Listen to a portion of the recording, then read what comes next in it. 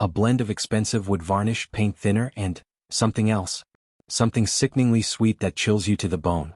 For years, the neighbors of a highly respected furniture restorer breathed in this exact scent, having no idea what was hidden literally right above their heads.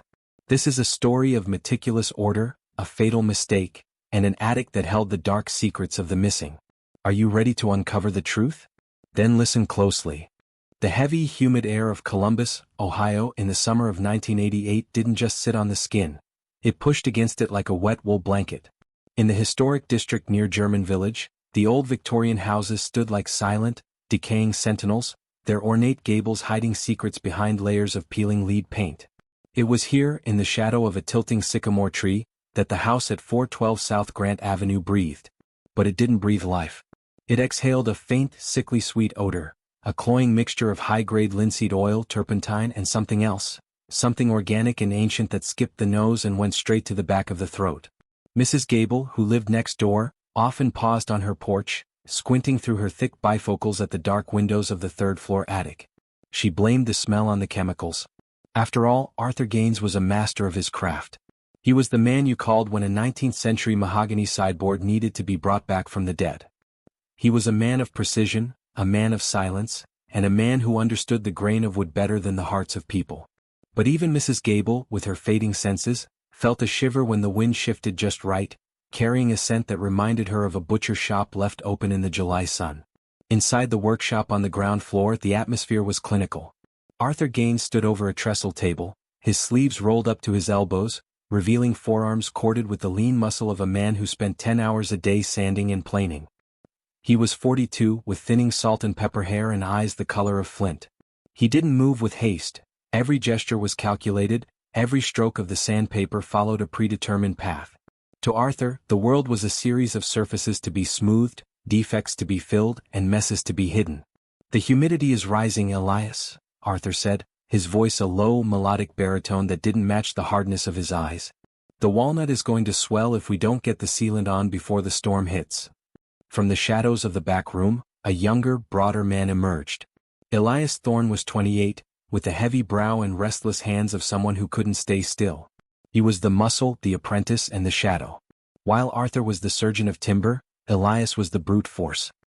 He wiped his greasy palms on a rag that was already black with grime. Elias didn't share Arthur's appreciation for the aesthetic of a well-finished chair. He shared Arthur's hunger for the things that happened after the lights went out. "I don't care about the wood, Artie," Elias muttered, his voice raspy. He flicked a glance toward the ceiling, toward the heavy oak door that led to the narrow, winding staircase. "It's getting cramped up there. The heat is making it worse. We need to do something about the ventilation or the whole block is going to start asking questions." Arthur stopped his work. He laid the sandpaper down with agonizing slowness. He looked at Elias, and for a moment, the only sound in the room was the hum of a prehistoric floor fan and the distant chime of the clock tower at the state capitol. "Precision, Elias," Arthur whispered. "We discussed this. The attic is the only place where the air remains stagnant enough. If we vent it, we broadcast our business to every stray dog and patrol car in Franklin County. The cedar chests are doing their job. The salt is doing its job.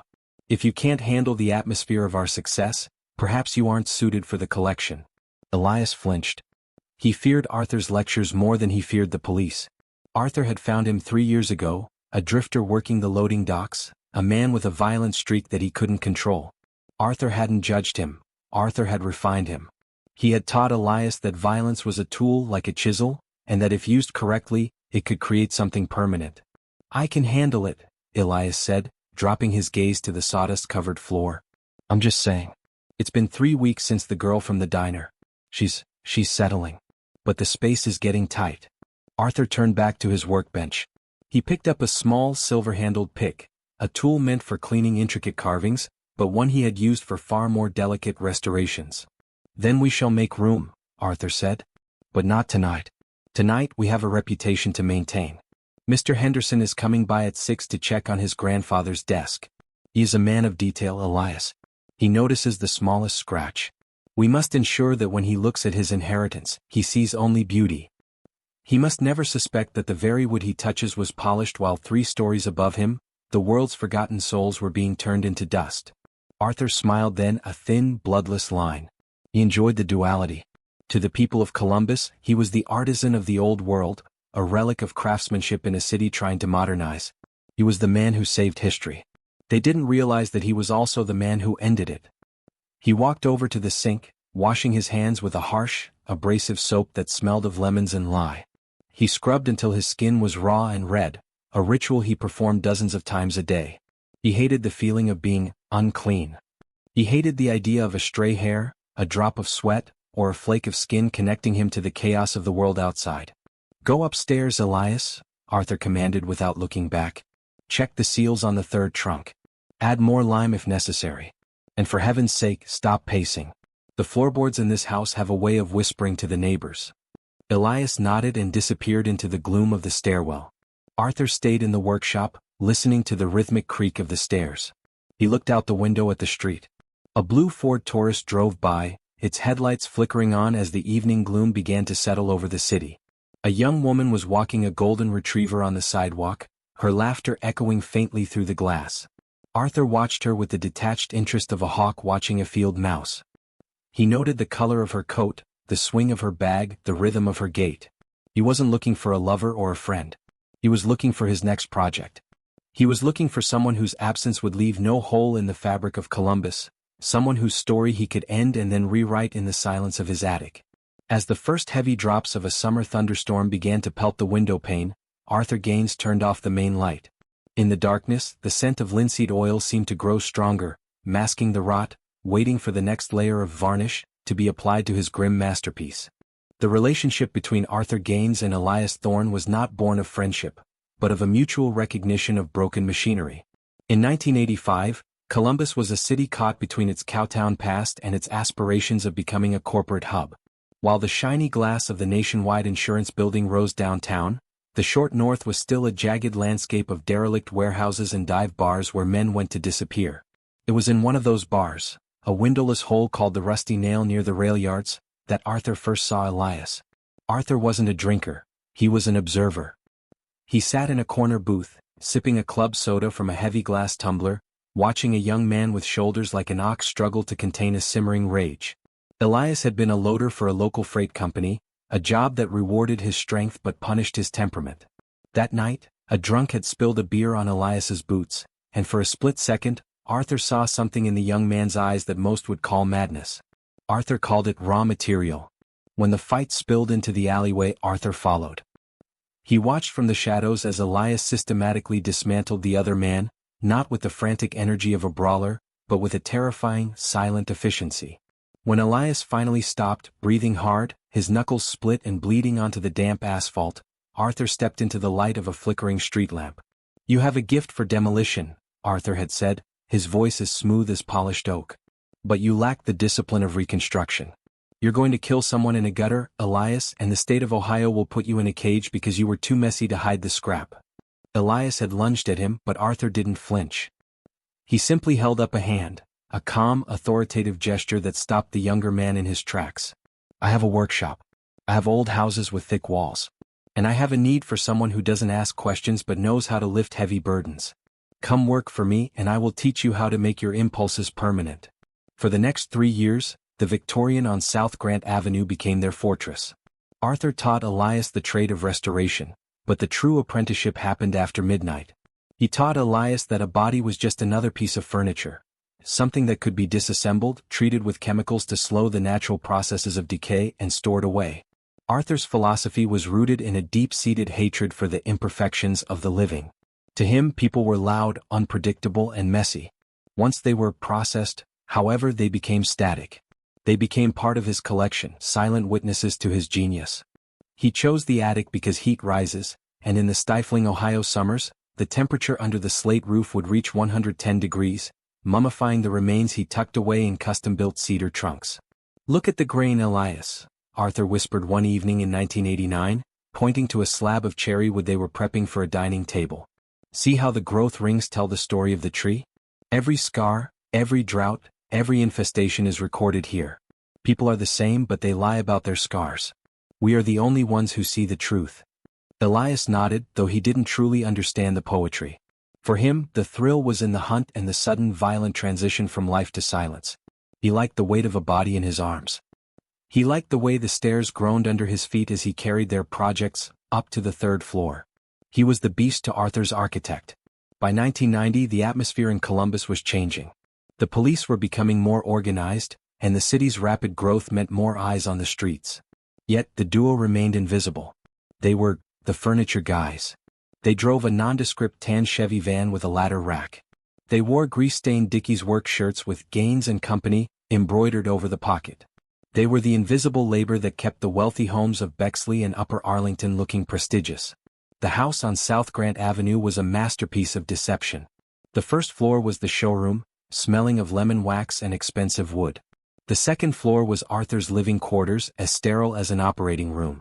But the third floor, the attic, was a world of its own. Arthur had reinforced the floor joists himself to handle the weight of the heavy, lead-lined trunks.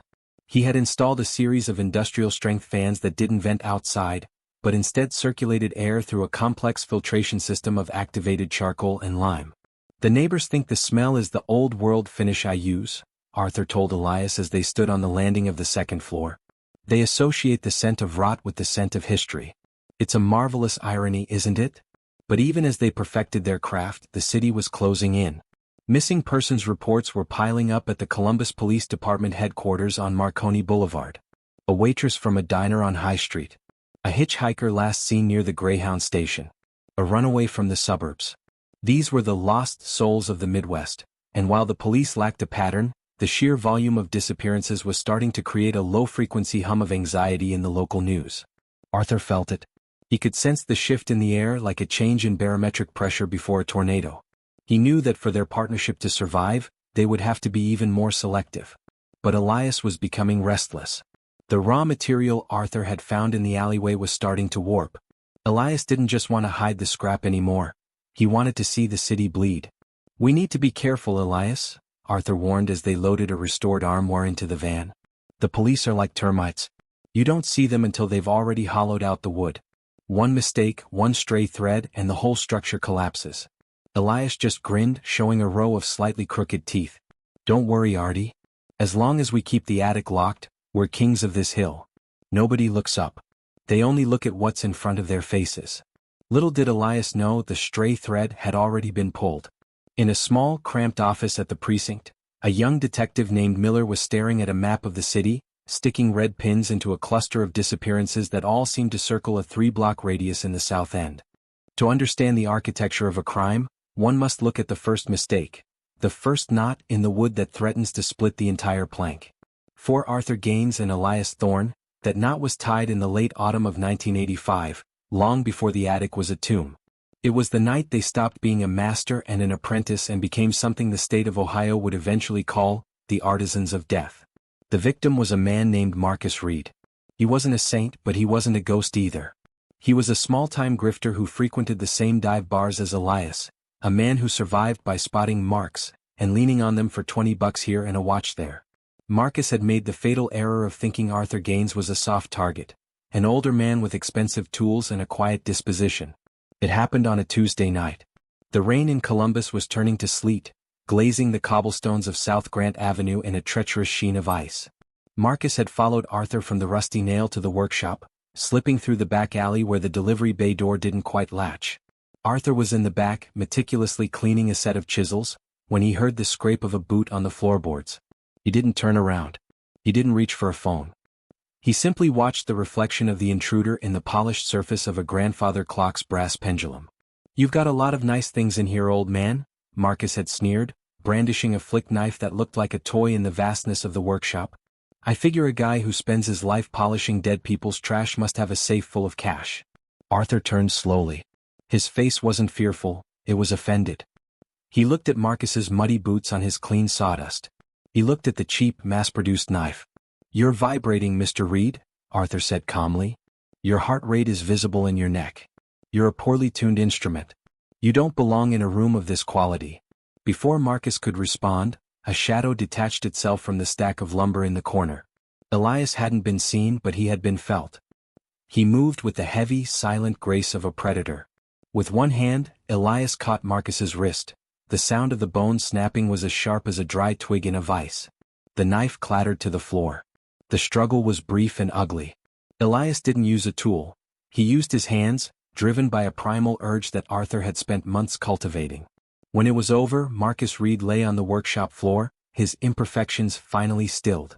"What now, Artie?" Elias panted, his eyes wide and wild. "The river? We can't just leave him here. The cops, the canal." Arthur looked at the body. He felt a strange, cold clarity.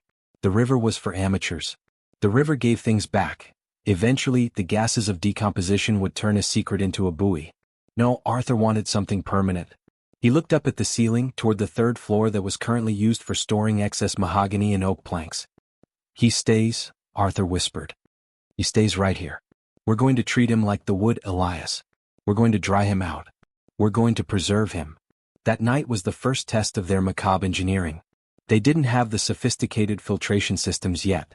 They had to carry the body up the narrow, winding stairs, the first knot, feeling the weight of their new reality with every step.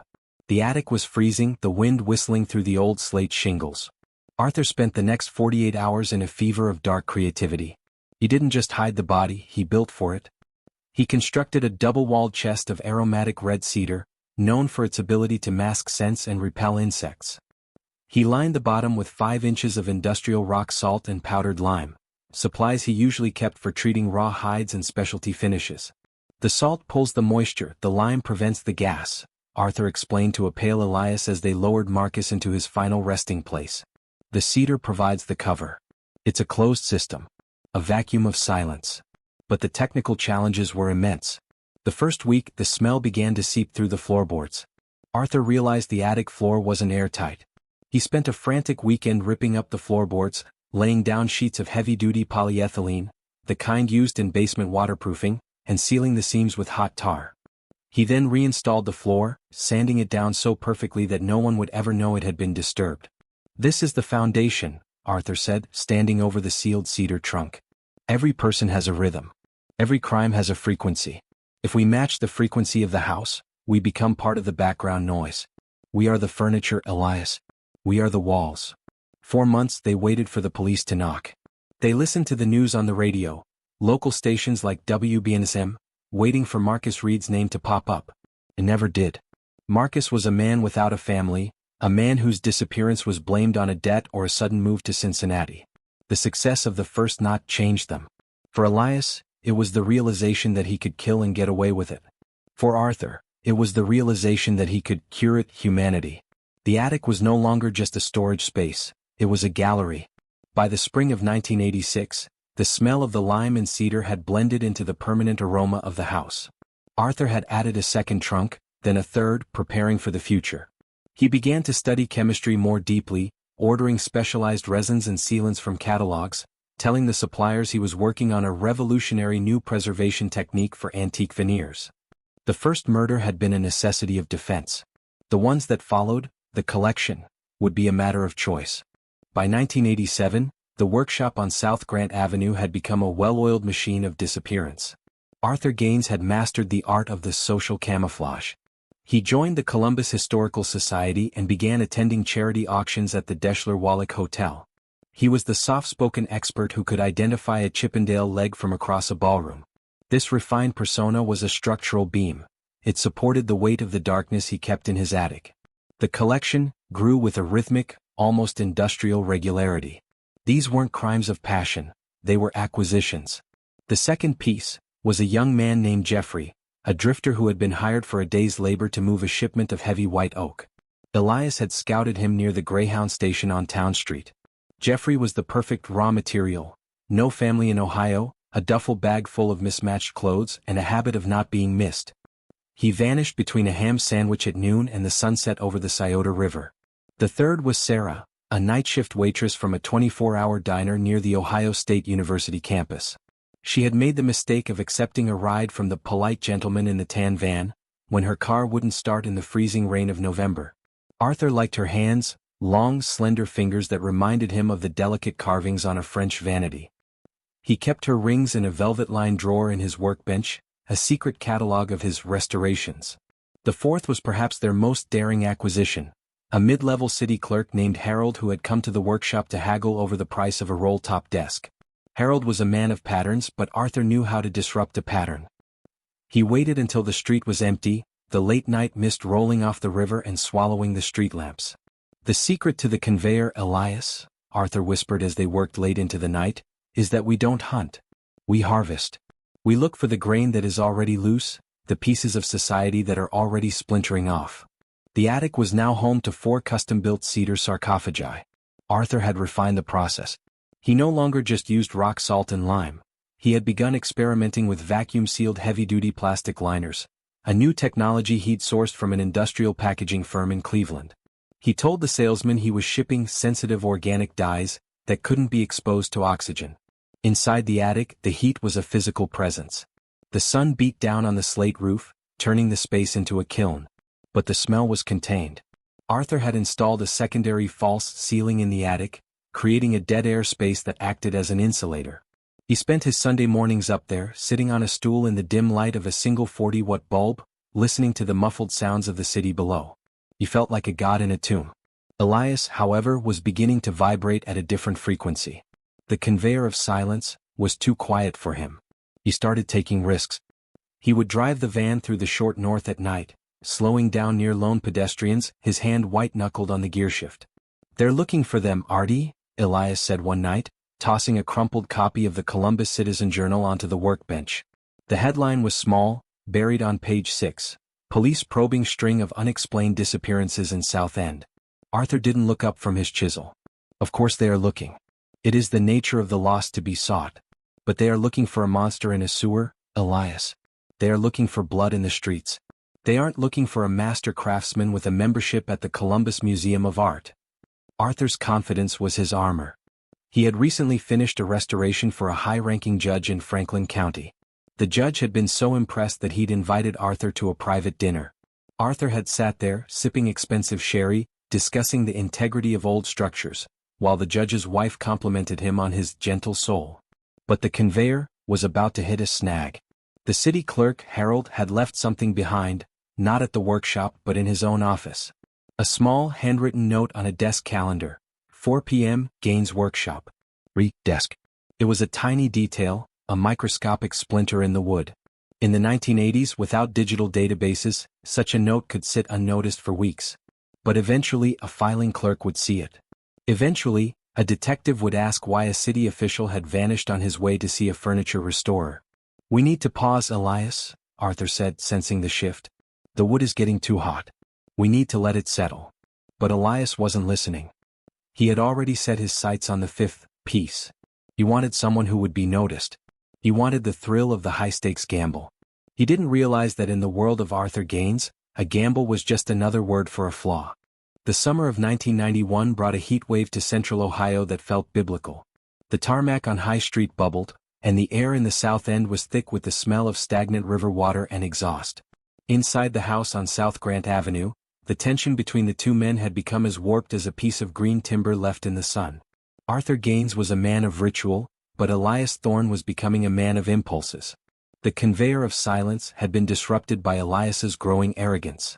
Without consulting Arthur, Elias had taken the tan Chevy van out on a Tuesday night, not for a delivery but for a hunt. He had snatched a young man from the parking lot of a bowling alley on the outskirts of the city. The mistake wasn't the snatch, it was the scrap. Elias had left the victim's beat-up 1982 Honda Civic idling in the lot with the driver's side door wide open. In Arthur's world, an open door was an invitation to a funeral. "You brought the eyes of the city to our doorstep, you fool," Arthur hissed, his voice trembling with a rare, cold fury. They were standing in the kitchen, the linoleum floor yellowed and peeling. "A running car? In a public lot? You might as well have left a map to this house." "I was fast, Artie. Nobody saw nothing." Elias barked back, slamming his fist onto the countertop. "I'm tired of waiting for your perfect moments. The attic is half empty. We need more. I need more." Arthur looked at his assistant and saw, for the first time, a structural failure that couldn't be repaired. Elias was no longer a tool, he was a liability. But they were bound together by the weight of the bodies upstairs. If Elias fell, the attic fell with him. The cracks in the foundation widened 48 hours later. Detective Miller, the young investigator who had been tracking the cluster of disappearances, was standing in that same bowling alley parking lot. He wasn't looking for a serial killer yet, he was looking for a pattern. He noticed something peculiar. The Honda Civic belonged to a kid named Brian who worked at a local hardware store. Miller, a man who preferred the grit of the streets to the paperwork of the precinct, began a canvass. He started asking local shopkeepers about any strange vehicles seen in the area. A teenager working the snack bar mentioned a tan van with a ladder rack. It was a common vehicle in a blue-collar city like Columbus, but Miller noted it down. Back at the workshop, the atmosphere was suffocating. The heat wave had pushed the temperature in the attic to record highs. Despite Arthur's charcoal filters and sealed trunks, the sheer volume of organic matter began to push against the laws of physics. A faint, metallic tang began to seep through the vents, a smell that Arthur tried to mask by burning heavy sticks of sandalwood incense, a scent he claimed was for a special oriental lacquer project. "We have to move them," Elias whispered one night, his eyes darting to the ceiling. "I can hear them, Artie. The wood is groaning under the weight. The trunks, they're sweating." "Nothing is moving," Arthur commanded. "To move them is to expose them. We stay silent. We stay still. We wait for the heat to break." But the heat didn't break. Instead, the police did. Detective Miller had cross-referenced the tan van with local business licenses. There were hundreds in Franklin County, but only one was registered to a business within the 3-block radius of the South End disappearances, Gaines and Company. Furniture restoration. The crack became a canyon on a Thursday afternoon. A patrol car didn't scream up with sirens, it simply rolled slowly past the house. Arthur, standing behind the lace curtains of his second-floor window, saw the officer slow down and look at the house number. He saw the officer's nose wrinkle as he caught a whiff of the sandalwood and something else, the exhale of the house. Arthur turned to the room, his face a mask of stone. He walked to his desk and picked up a heavy, brass-handled letter opener. He wasn't thinking about the police. He was thinking about Elias. He realized that the only way to save the structure was to remove the flaw. "Elias," Arthur called out softly down the stairs. "Come up here. We need to discuss the ventilation. I think I've found a way to seal the leaks." As Elias climbed the creaking stairs, he didn't see the tool in Arthur's hand. He only saw the dark doorway of the attic. He didn't realize that the foundation hadn't just cracked, it was about to be demolished. Detective Jim Miller wasn't the kind of investigator you saw in the movies. He didn't wear expensive suits or have a brooding, mysterious past. He was a blue-collar cop, a man who grew up in the hilltop neighborhood of Columbus, the son of a steelworker. He understood how things were built and, more importantly, he understood how they broke. Sitting in the cramped, smoke-filled bullpen of the Columbus Police Department on Marconi Boulevard, Miller stared at a corkboard. It was a mess of Polaroid photos, maps and handwritten notes.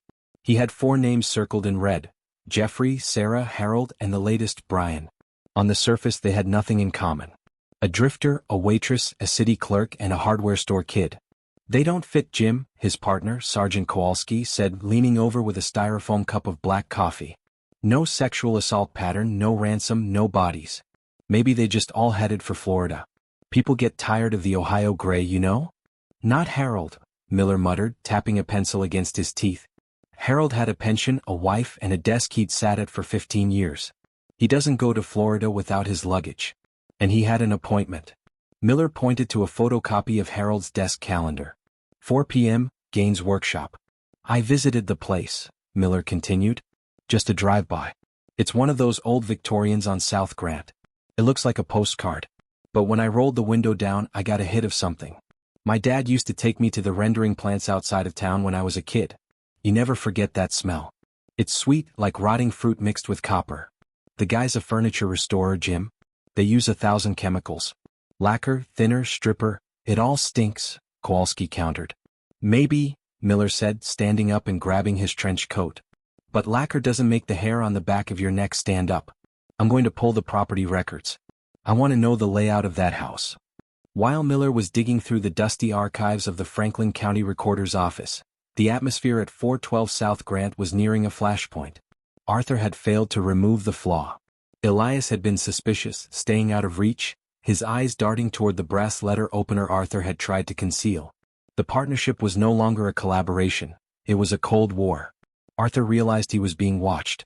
He saw a nondescript gray sedan parked half a block away, Miller's car. He knew the police wouldn't move yet. They had no probable cause, no bodies, and no witnesses.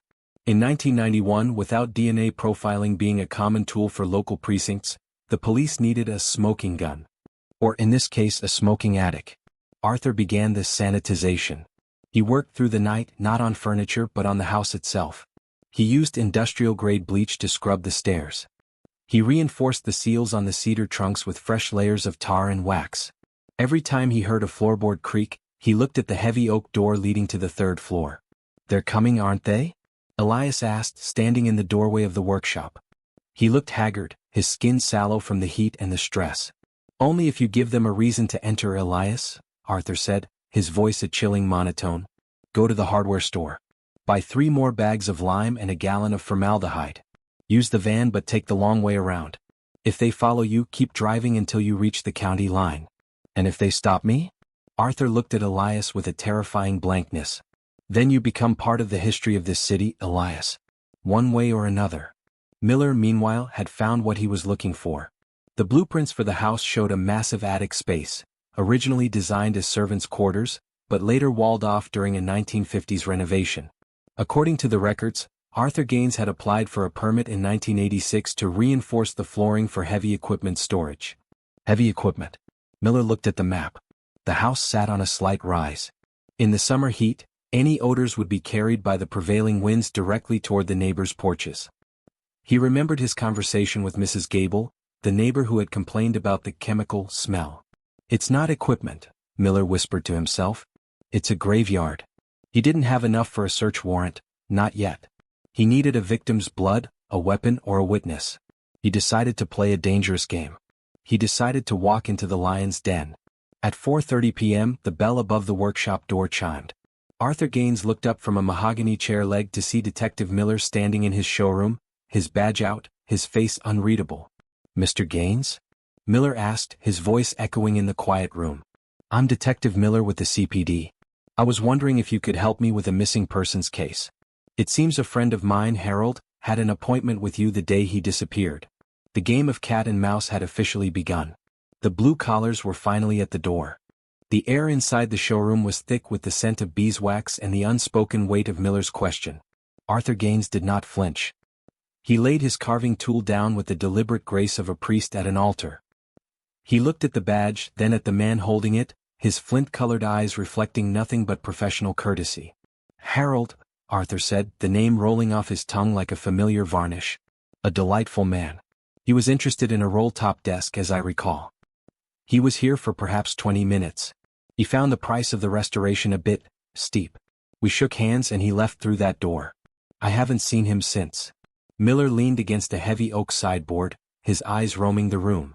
"Is that so? Funny thing is, nobody saw him leave. His car was found 3 blocks away, but he never made it back to his office. It's like he just evaporated into the Ohio humidity." "People often find the South End a place to disappear, Detective," Arthur replied smoothly. "Is there something I can help you with, or are we simply discussing the local climate?" Miller smiled, but his eyes remained cold. "I'd love to take a look around, Mr. Gaines. You have a fascinating operation here. I've always been interested in how things are preserved." "Without a warrant, Detective, you are merely a tourist." Arthur's voice dropped an octave, losing its melodic warmth.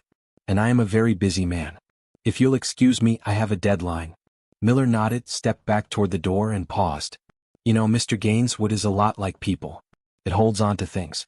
Stains, smells, history. You can sand it down all you want, but the truth is always in the grain.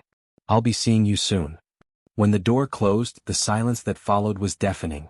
Arthur felt a cold sweat prickling his hairline. He turned to see Elias standing in the shadows of the hallway, his face pale and his hands shaking. "He knows," Elias hissed, his voice cracking.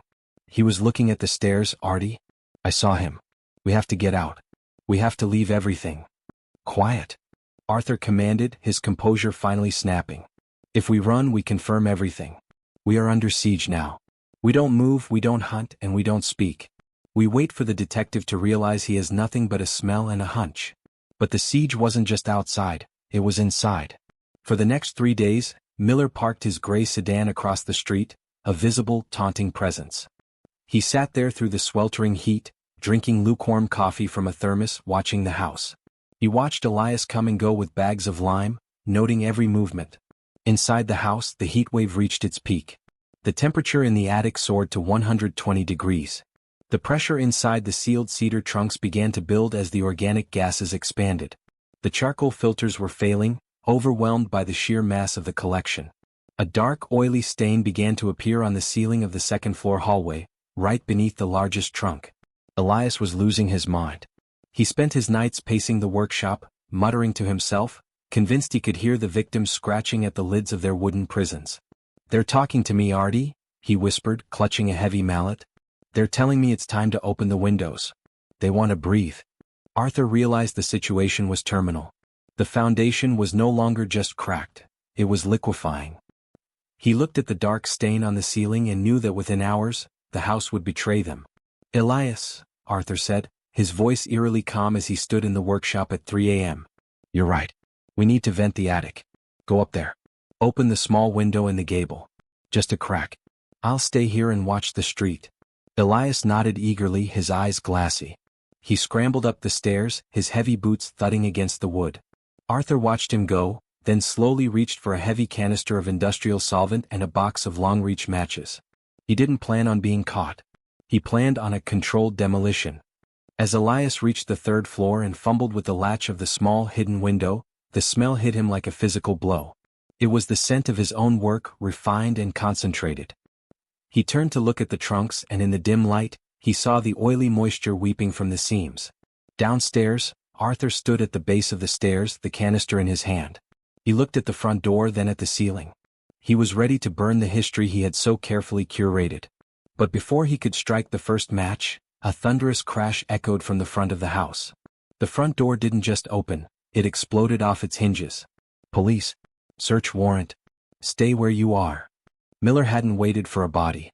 He had gone to a judge with the neighbor's testimony, the rendering plant smell, and the suspicious purchases of lime. He had enough probable cause to break the seal. Arthur froze. He looked at the matches, then at the blue-clad figures swarming into his showroom. Up on the third floor, Elias let out a primal scream of terror, a sound that would haunt Detective Miller for the rest of his life. The siege was over. The excavation was about to begin. The air in the workshop was instantly replaced by the frantic energy of the Columbus PD SWAT team. Arthur Gaines was slammed against his workbench, his face pressed into a pile of mahogany shavings. The brass-handled letter opener, his intended fix for Elias, was kicked across the floor. He didn't struggle. He simply closed his eyes, his mind already retreating into a cold, architectural void. "Upstairs. Third floor." Miller's voice cut through the chaos. He didn't look at Arthur. He headed straight for the winding staircase, his service weapon drawn. As the officers reached the second-floor landing, they were met by a smell that bypassed the senses and triggered a primal, gagging reflex. It wasn't just rot, it was a chemical soup of formaldehyde, cedar, and old death. One of the younger officers doubled over, vomiting onto the pristine hardwood floor that Arthur had waxed just days before. They found Elias Thorne huddled in the corner of the attic, clutching a heavy wood planer like a talisman. He was weeping, his eyes rolling back in his head as he pointed toward the center of the room. The attic, bathed in the sickly yellow glow of police flashlights, looked like a bizarre shipping warehouse. "Don't open them," Elias whimpered. "If you open them, they'll never stop talking." Miller ignored him. He gestured to the forensics team, who were already donning heavy-duty respirators and Tyvek suits. They approached the largest cedar trunk, the one Arthur had built for the first knot. The lid was sealed with layers of black tar and industrial wax, a testament to Arthur's obsession with containment. Using a crowbar, a technician pried the lid. The sound of the wood splintering was like a bone breaking. As the seal gave way, a cloud of fine white lime dust puffed into the air. "God Almighty," someone whispered. Inside the trunk, they didn't find a skeleton. They found a mummified history. Because of the heat of the Ohio summers and Arthur's precise use of salt and lime, the remains of Marcus Reed were hauntingly preserved. His skin was the color and texture of old parchment, pulled tight over a frame that Arthur had fixed into a permanent, peaceful pose. But it was the inventory that provided the true horror. Beside each body, Arthur had placed a small velvet-lined box. Inside were the personal effects, the provenance of his collection. In the first trunk, a cheap flick knife and a Timex watch. In the second, Jeffrey's bus ticket. In the third, Sarah's engagement ring and a tattered diner apron. In the fourth, the one belonging to Harold, a gold fountain pen and his city ID card, the plastic slightly warped by the heat but the face still recognizable. "It's a gallery," Miller said, his voice muffled by his respirator. He walked to the back of the attic, where the light hit a collection of specialized woodworking tools. He wasn't just hiding them. He was curating them. The forensics team worked through the night under the glare of portable halogen lamps. They found 6 trunks in total. Each one was a masterpiece of joinery, constructed with dovetail joints that would have lasted a century. Behind a false wall in the gable, they discovered a logbook, a leather-bound ledger where Arthur had recorded the restoration process for each victim. He had noted the humidity levels, the amount of lime used, and even aesthetic observations about the way their features changed as they dried. The most damning piece of evidence was found in Arthur's personal workbench downstairs, a hidden compartment containing a collection of hair samples, each tied with a different colored silk ribbon. By dawn, the quiet street on South Grant Avenue was cordoned off with miles of yellow tape. News crews from WCMH-TV were already setting up their cameras, their van lights flickering against the Victorian gables. The neighbors stood on their porches in bathrobes, clutching mugs of coffee, watching as the black body bags were carried down the narrow stairs. Arthur Gaines was led out of the house in handcuffs. He walked with his head held high, his expression one of mild annoyance, as if he were being inconvenienced by a minor zoning violation. He didn't look at the cameras. He didn't look at the crowd. He only looked at the wood of the front door, noticing a small scratch in the finish that the police had made during their entry. "You missed a spot, detective," Arthur said as Miller shoved him into the back of the cruiser. "The grain is exposed. It will rot if you don't seal it." Miller slammed the door. "The only thing rotting today, Arthur, is your legacy." The Franklin County Courthouse in the winter of 1992 was a fortress of limestone and polished mahogany. Outside, the media circus was a chaotic sea of satellite trucks, thick woolen coats, and the blinding flashbulbs of 35mm cameras.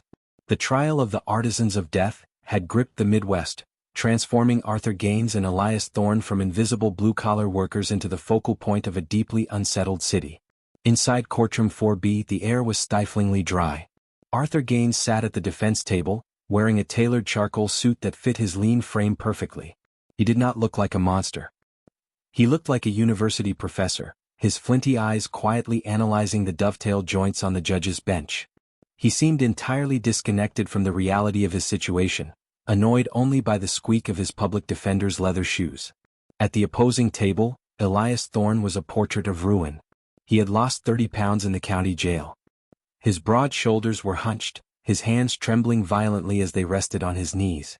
Elias had broken during interrogation, confessing to the physical act of the murders, but the prosecution wanted the architect just as badly as they wanted the executioner. Prosecutor David Sterling, a seasoned attorney with a bulldog's tenacity, built his case not on passion, but on geometry and chemistry. He understood that to convict Arthur, he had to prove that the attic wasn't just a hiding place.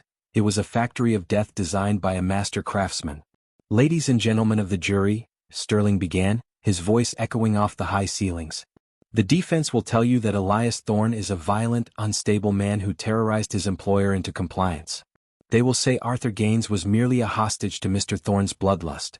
But the wood tells a different story. The wood does not lie." Sterling rolled a heavy television cart in front of the jury box, placing a stack of large, glossy photographs on the overhead projector. The courtroom gasped as the stark, clinical images of the cedar trunks filled the screen. "These sarcophagi were not built in a panic," Sterling explained, pointing to the perfectly aligned edges with a wooden pointer. "They were constructed using a specialized 3/4-inch mortise chisel. Forensics matched the tool marks on the inside of the third trunk directly to a customized chisel found on Mr. Gaines's personal workbench. Furthermore, beneath a layer of hardened industrial tar used to seal the lid, technicians recovered a perfect, latent thumbprint. It belonged to Arthur Gaines." The defense attorney, a weary man named Harrison, tried to mount a counter-narrative. He cross-examined the lead forensic investigator, trying to muddy the waters regarding the time of death and the preservation chemicals. "Isn't it true, Detective Miller," Harrison asked during his cross-examination, "that the lime and formaldehyde found in the attic are standard materials used in the restoration of antique taxidermy and certain wood treatments?" Miller, sitting rigidly in the witness stand, leaned into the microphone. "Standard for a tannery, maybe. But you don't use 300 pounds of rock salt to fix a rocking chair, counselor. You use it to cure meat. Or, in this case, people."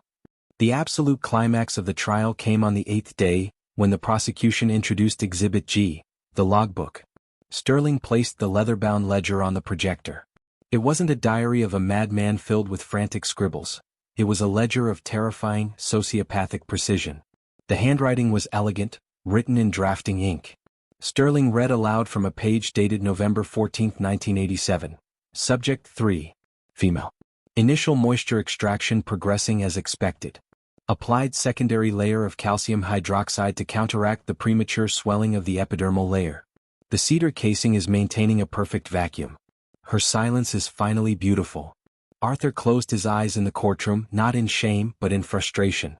Sterling had mispronounced calcium hydroxide. When Elias Thorne took the stand, the courtroom fell dead silent. Elias didn't look at the jury. He stared at the floor, his voice a raspy whisper. He detailed the snap of Marcus Reed's wrist. He described how Arthur would stand over the bodies, measuring them with a tailor's tape to calculate the exact dimensions needed for their wooden tombs. He didn't hate them, Elias wept, wiping his nose with the back of his handcuffed wrist. He just didn't want them to move anymore. He said life was too messy. He made me do the messy part, so he could do the cleaning.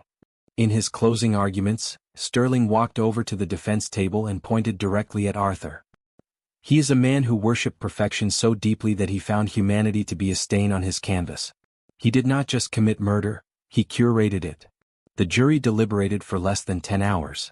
When the foreman stood to read the verdict, the heavy silence of the room felt like the suffocating heat of the South Grant Avenue attic.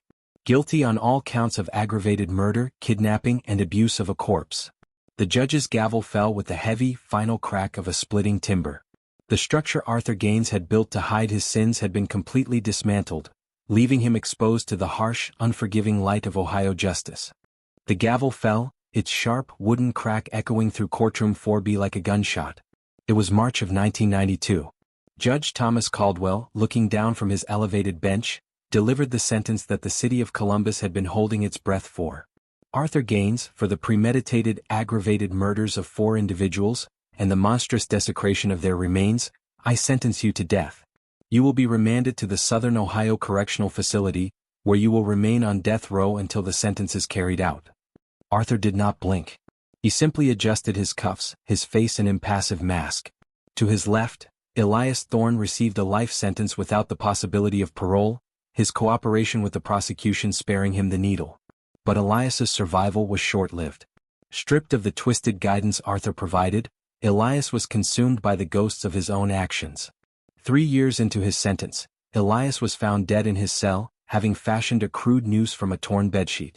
When the warden informed Arthur of his former assistant's suicide, Arthur simply nodded and returned to reading a book on Gothic architecture. Poor quality material, Arthur had murmured. It was bound to snap under tension. For Arthur, the Southern Ohio Correctional Facility, infamously known as Lucasville, was a unique kind of hell. It wasn't the violence or the isolation that tortured him, it was the total absence of wood. His world was reduced to concrete, stainless steel, and iron bars coated in peeling, institutional green paint.